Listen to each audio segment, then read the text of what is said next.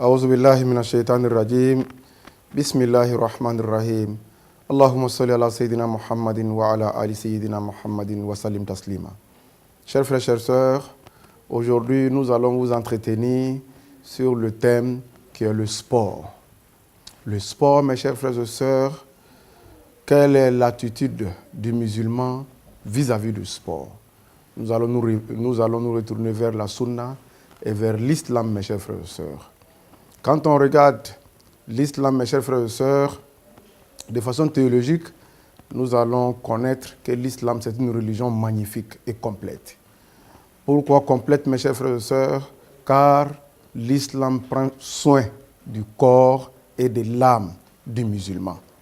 Ainsi donc, le prophète Mohammed sallallahu alayhi wa sallam, il nous dit « Al-Muslimul qawiyyu khayrun wa ahabbu ilallah min al-muslimid da'if » Il dit le musulman fort est meilleur et il est aimé par Allah plus que le musulman faible. Et quand les compagnons ont essayé les explications, de trouver des explications auprès du prophète Mohammed sallallahu alayhi wa sallam, mes chers frères et sœurs, sur ce hadith, le prophète leur a expliqué que le musulman qui prend soin de son corps et que son corps reste fort, et ce musulman-là est meilleur dans la religion que le musulman qui ne le fait pas. Donc, ainsi donc, dans un autre hadith encore authentifié par Muslim, l'un des grands rapporteurs du hadith, il nous dit que le prophète sallallahu alayhi wa sallam nous a dit que le musulman doit prendre soin de son corps en disant « ton corps a un droit sur toi ».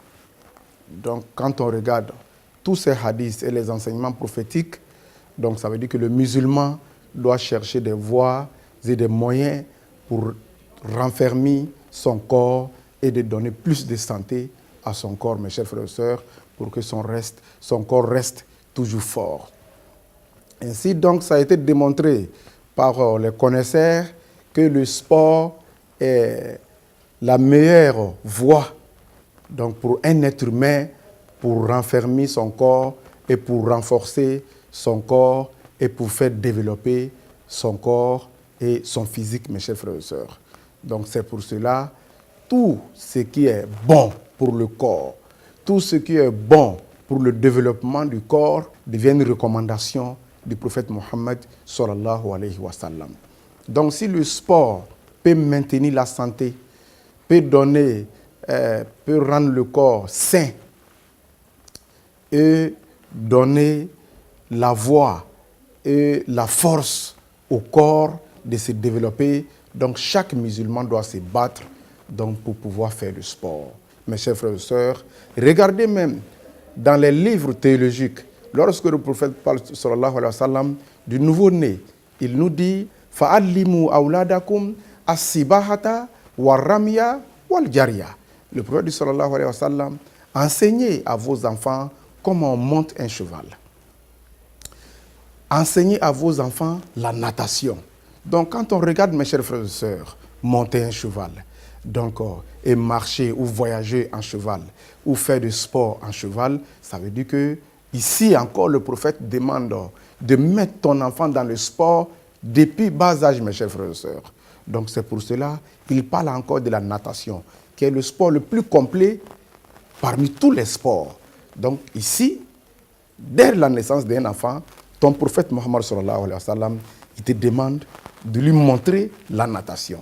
Chers frères, chères sœurs, voyez vous-même, lorsque nous regardons le sport de façon islamique, nous allons savoir que le sport même est bénéfique pour le musulman plus que quiconque, mes chers frères et sœurs. Parce que la prière que nous faisons à longueur de la journée, la prière a besoin d'un corps sain et d'un physique bien et d'un physique en bonne santé.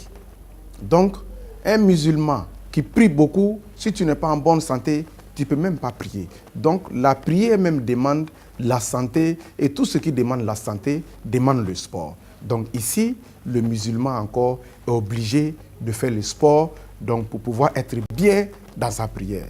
Et quand on regarde encore, on va plus loin, quand on va au Hajj au pèlerinage, qui est le 5e pilier de l'islam. Quand on n'est pas un physique fort et sain, on ne peut pas être un bon pèlerin, mes chers frères et sœurs.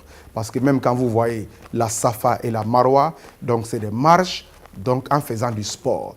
Donc faire la tawaf, tout cela, donc quand vous n'avez pas un physique prêt, vous ne pouvez même pas faire le Hajj comme il a été recommandé au prophète Mohammed sallallahu alayhi wa sallam. Donc quand on regarde même les piliers de l'islam, le sport en fait partie. Donc le musulman doit faire le sport parce que le sport est même dans sa religion, mes chers frères et sœurs. Car on donne la bonne compréhension. Wassalamu alaikum wa rahmatullahi ta'ala wa barakatuh.